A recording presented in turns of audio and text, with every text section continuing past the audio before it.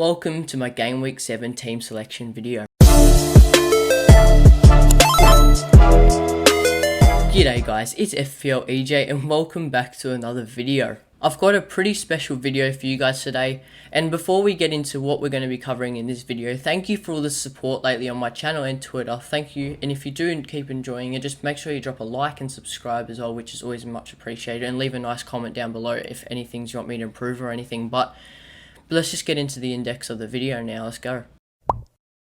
Okay, so as you lot can see on video now, here I've put together a Gameweek 7 team reveal index. Just before we get into the actual video, we're just going to be having a look at what we're going to be covering in this top video, so make sure you stay and let's get into it. So first up point, you can see we've got an overview on my points and rank for Gameweek 6. So we're just going to be having a look at how I went in Gameweek 6, what my overall rank is, and how many points I got. Next dot point is my Gameweek 7 team reveal and transfer news. So I'm going to be showing you my Gameweek 7 team. I've made a transfer, so I'm going to be showing you some transfer news and what I've done to my team different from last week's video. And then the last dot point thing we're going to be covering in this video is my future transfer plans for the upcoming week. So let's have a look at players that I should try to bring in my team.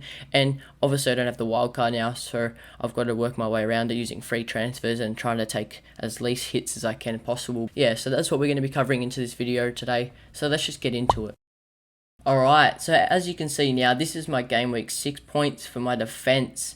In goals, you can see there, Sanchez only getting me 2 points against Crystal Palace, which is pretty annoying compared to Sarr for Wolves, who got 13 or 14 points, I'm pretty sure it was. But that's alright. We're hoping for future game weeks where he can get some more points than 6 and even more. Alright, in defence, on this video, as you guys can see, I don't have him flagged, but Trent Alexander-Arnold is now flagged with a 75% chance of playing because of a groin injury that he picked up in the Champions League match last night from when you're seeing this video. He got me 1 point this week. But then moving on now to Rhys James. I'm not happy with Rhys James. I brought him in this week. He got injured and now he's like out for 6 weeks, I've heard on Twitter.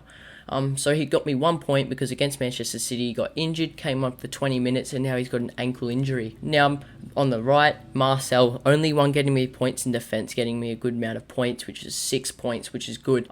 As you can also see, Gameweek 6 average was 43. So yeah, that's how many points I got in defence. Now let's go to the midfield.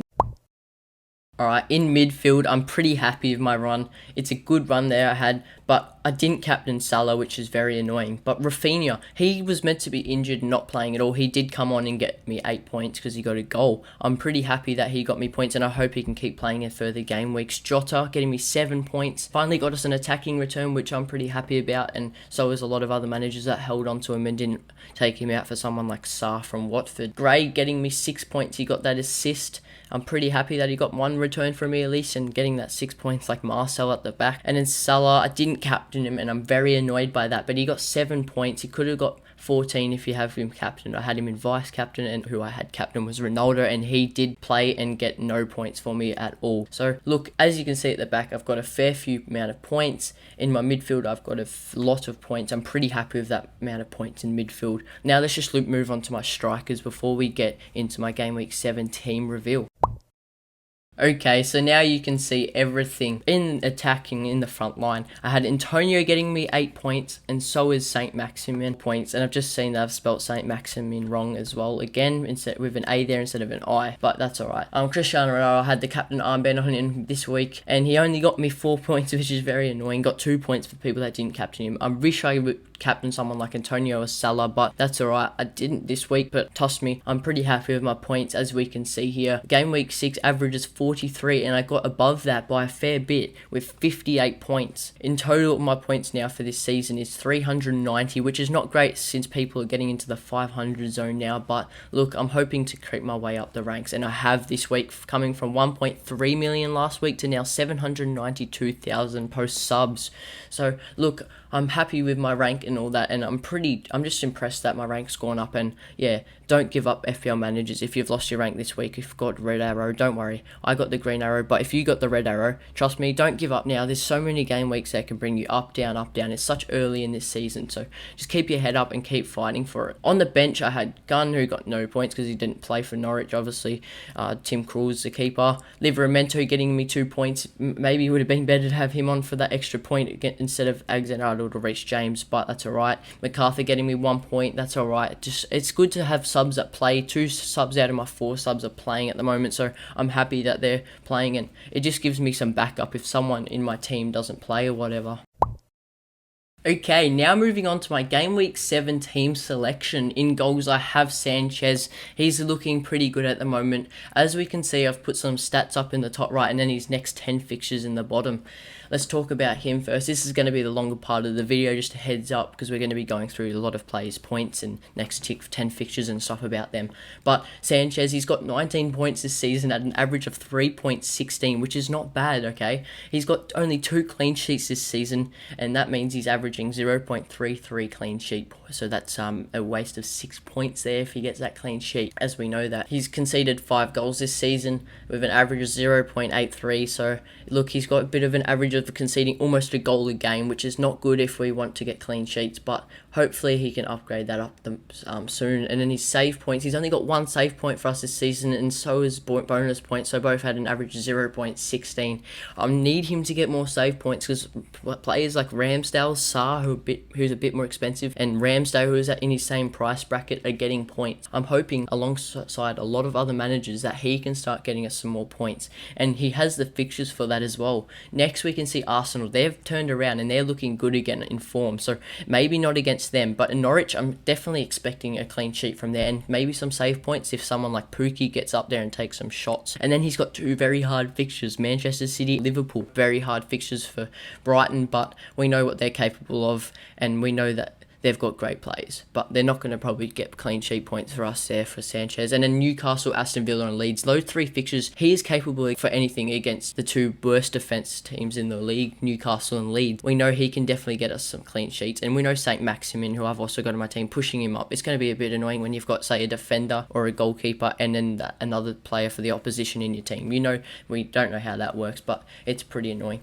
And then he's got West Ham in game week 14, as you can see, which is maybe going to be a hard fixture for him, but then Southampton and Tottenham to finish that off for these next 10 fixtures. He's got good fixtures there, and he has around maybe 5 good fixtures there that he definitely has the skill to get some clean sheets there and some points. But let's just hope for the best for him and his future, and see how long he'll stay in my team for. But you don't want to take a free transfer on a keeper usually, as you want to mainly focus on the outfield player, who will definitely get more points than most keepers. But as we saw this week, Sarr did get a lot of points because he got that assist as well. So yeah, but let's just get into our next player. Next we have Trent Alexander-Arnold, who's injured. I haven't got him flagged. I don't think he's going to be versing Manchester City this week, which is kind of good for me because we want to get points past Alexander-Arnold. But having him on my field might be someone I will take off for Liverpool, who's versing Chelsea, which is a hard fixture. But let's have a look at Trent Alexander-Arnold's upcoming what his stats so far this season are in his upcoming fixtures. So he's got 35 points with an average of 5.83 per game there, which is pretty good, to be honest. He's got 3 clean sheets, which is also points for defenders as well, and he's got an expected goals of 0.10, which is very low.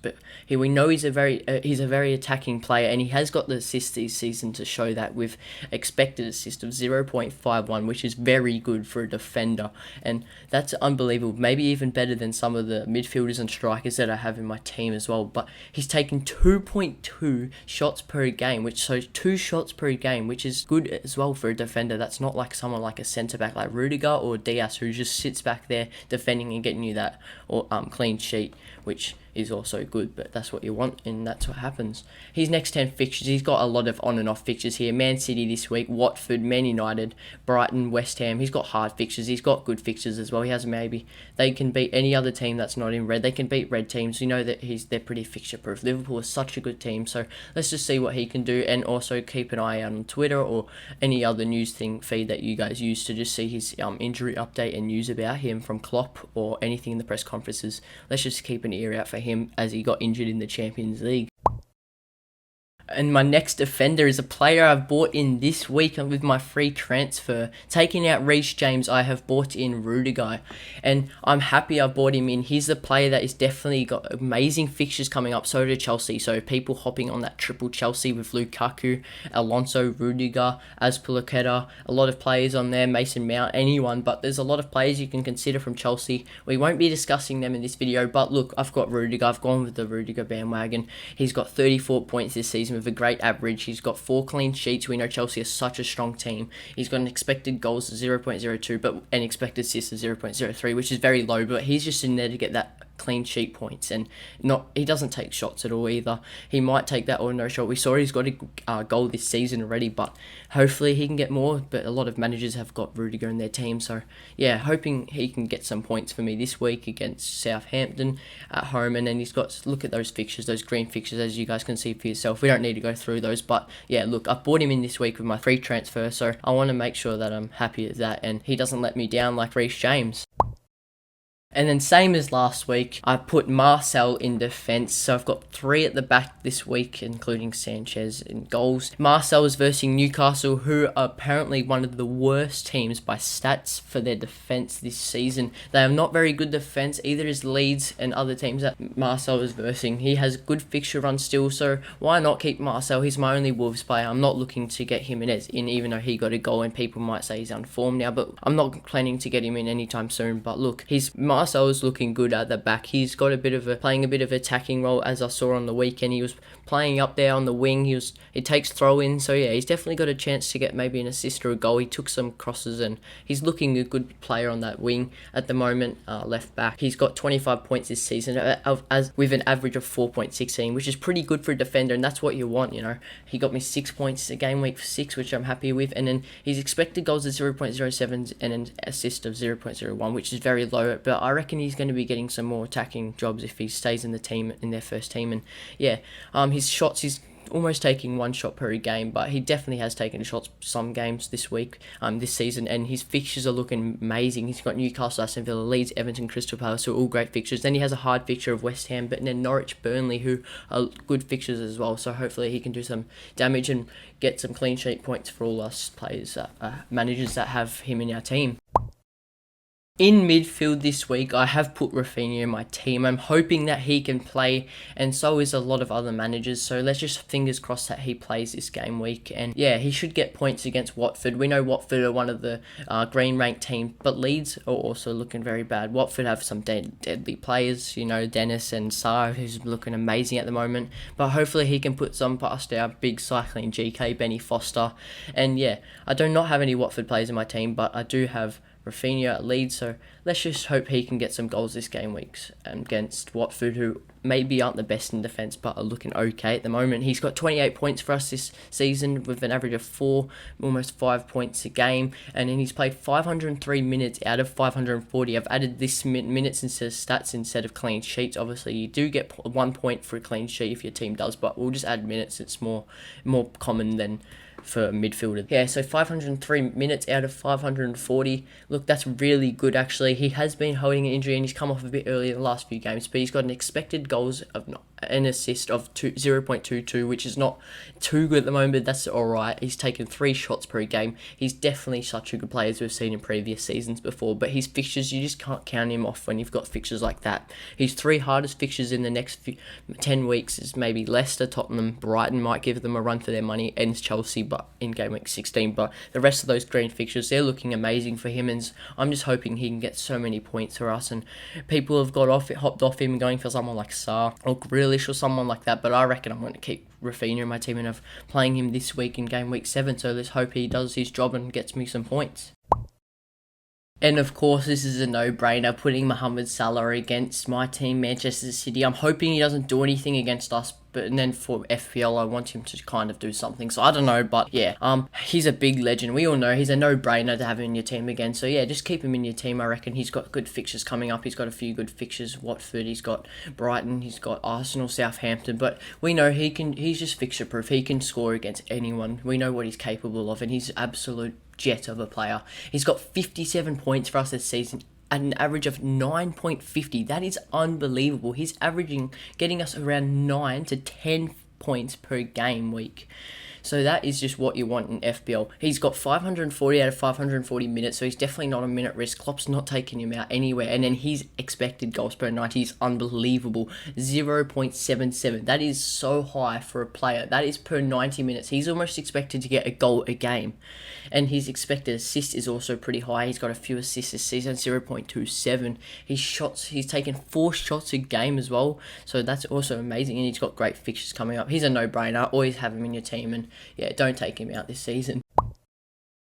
Alongside Mohamed Salah, we've got Diogo Jota. This guy is a good player. We know what he is capable of. He obviously got us attacking return this week, which we are really fortunate to have for him. And a lot of managers who didn't take him out still have him in their team, and they're lucky that he got us some points this week. He's on 30 points this season with an average of 5 points per game. He's played minutes, 444 minutes out of 540 minutes, which has gone by this season. 540 is 90 times 6 games is Gameweek 7 for this team selection. And he's got expected goals of 0.64, but yeah, he's got a good expected goals. That is very high, and he's got also up with assists as well, which is also amazing. He's taken 3 shots per game, which is, Diogo Jota. He can take shots and miss by a lot, or he can get them in as well. We know he's missed a few tap-ins this season, but yeah, he's a good player to have in my team, and I don't think he's going anywhere, especially when he's got Watford, Brighton, Arsenal, and he's also can do deadly stuff against Man United, West Ham, and even Everton. But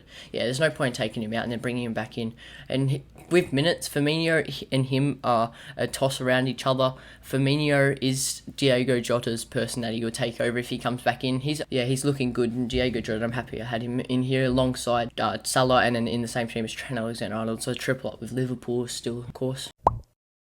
So sticking with the same midfielders last week, I've put Demarai Gray as my last midfielder in for this week, hoping he can rack up some points against Man United. We know they're a tough opponent, but Aston Villa beat them, so why can't Everton? We know they've got Townsend, they've got Gray, 2 great players, and players that can always score against them. Richarlison, if he's fit, and even Calvert-Lewin when he's back. But Demarai Gray, I'm not planning on taking him out. He's Man United and West Ham. His next 2 fixtures are going to be pretty tough, and then he's got Watford and Wolves, Tottenham, Man City. He's got a few hard fixtures, and then he's got also green fixtures and grey. So yeah, I reckon he's a player you should have in there, and especially he's got 34 points this season with an average of 5.66, which is fine. He's almost getting around 6 points per game. We'll say 5 if round it to the 0.50, but his minutes is 521 out of 540, so he's played almost every minute. I think he came off early one game, or maybe went on late, I'm not sure, but he's got expected goals of 0.20 and expected assists of 0.15, which is not too bad. We probably want to get higher, but he's got goals this season, and we know he's a good player, and he's getting us points. So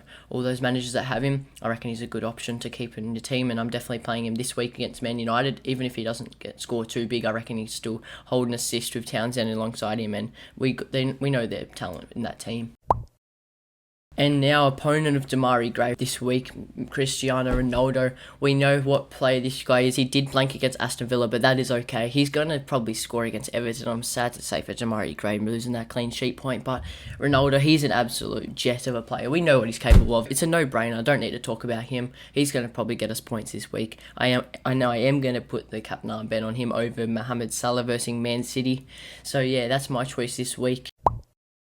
In the middle of the midfield, Alan St. Maximin. I spelled his name right now for once, but yeah, he's versing Wolves. We know Wolves are a good team. I've got Marcel in the back, and then I've got St. Maximin in the front. So I don't know what's going to go on there, but to be honest, it's a bit of a complicated situation there, but we'll see what comes out at the end of it. He's got 35 points this season. I love St. Maximin. I don't know why people are putting Jimenez in their team when you can have this bloke. He's such a good player. We know that he's capable of everything. If you look at his stats, he's got goals this season, he's got assists this season. He's got an expected assist of 0.43, which is very high for a forward. But yeah, in the middle of the midfield, you can see on my screen, he's played 540 minutes out of 540. He's not a minute risk at all. He's got an expected goals of 0.16, which is also decent, but yeah, he has got goals, and we know he can get goals for us. We saw against Watford that he's a good player, and he takes shots as well. We're taking 2 shots per game at the moment is his average, so he's taking 2 shots. He's got good fixtures. That's why I have him in my team. He's versing Wolves, Tottenham, Crystal Palace. He's got hard fixtures there too. Chelsea, he's got another hard fixture in Gameweek 13. Arsenal, but Brentford, Brighton, he can score against them. Norwich, he can definitely score a haul against them, and Burnley and Leicester. So his next 10 fixtures are looking fine, so I have no plans on removing St. Maximin from my team. So yeah, I've just got to have him in my team for the upcoming game weeks. And lucky last in that front line, we have Mikel Antonio versus Brentford this week. We know how good this player is. He's got 47 points. People are comparing him to Salah and even saying that he should be a premium option, to be honest. He's such a cheap player, and he's got 450 out of 540 minutes. He's definitely not a minute risk. Yeah, he's got an expected goals of 0.94, which is the best we've seen all day, I'm pretty sure. He's an unbelievable goal scorer, and we just know what he's capable of. He's even got an expected assist up there as well as 0.37, which is pretty high. He's taken 5 shots exactly per game, which is just really good. That's hoping that he can get us some attacking returns out of those 5 shots, maybe 1 or 2 going in.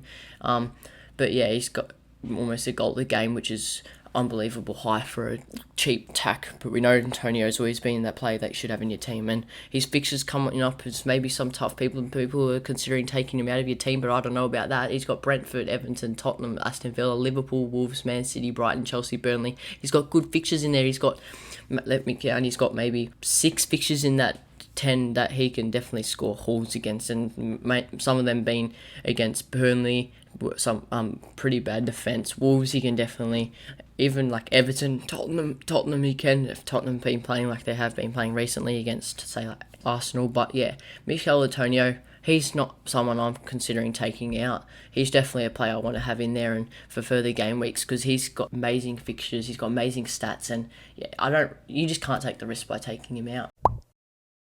And then last, on the bench, we've got Gun, Livramento, MacArthur, and Obama-Deli, who 2 out of those 4, as we've mentioned earlier in this video, MacArthur and Livramento are set to play most games this season, which is good to have 2 options, as I've already talked about. But that's my bench, and that's my team for this week, game week 7. To all other managers, I wish you guys luck and just try your best this season. Don't give up. It's early days of this season. So yeah, if you have any questions, comment down below. But let's just get into the outro. Okay, so I didn't get up to the stage for making a graphics on my transfer plans, but I can talk about them now. So my plans are maybe to get a double in the back line for Chelsea defenders. We know they've got unbelievable fixtures, as mentioned earlier in this video, but look, midfield, I'm pretty happy with them at the moment. Maybe looking to bring Sarr in, who's unbelievable at the moment, getting 2 good high points in a row. So yeah, it wasn't just against Norwich, he also did it against Newcastle as well, which is good. But so I don't have too much plans for midfield, but maybe even considering Kevin De Bruyne in the future in there, even Jack Grealish at the moment. Man City's fixtures swing as well, even another Chelsea player like Mason Mount. But my biggest transfer plan this week is to bring in Lukaku for Cristiano Ronaldo at the front line. So that's mainly my plans for my upcoming free transfers, but I'll keep you guys posted, if not on my YouTube channel, but on my Twitter as well. So make sure you check that, give that a follow. It's in my description below. So yeah, I hope you enjoyed this video, guys. If you did, just drop a like and subscribe down below. I've been loving the support I've get lately. And if you had any questions, as I did mention just before, comment down below. I'm happy to help anyone with what I know, my knowledge and everything I know. I'm happy to just teach you. So if you have any questions, even if it's about starting a YouTube channel, graphics, if you need any graphics done or anything, just hit me up in my DMs on Twitter or comment down below and just say I've messaged you. But yeah, I'm happy for anything to happen. So thank you guys so much for watching, and good luck for game week 7. Hope you guys do your best and don't beat me, but let's just get into the next video later on. So see you later.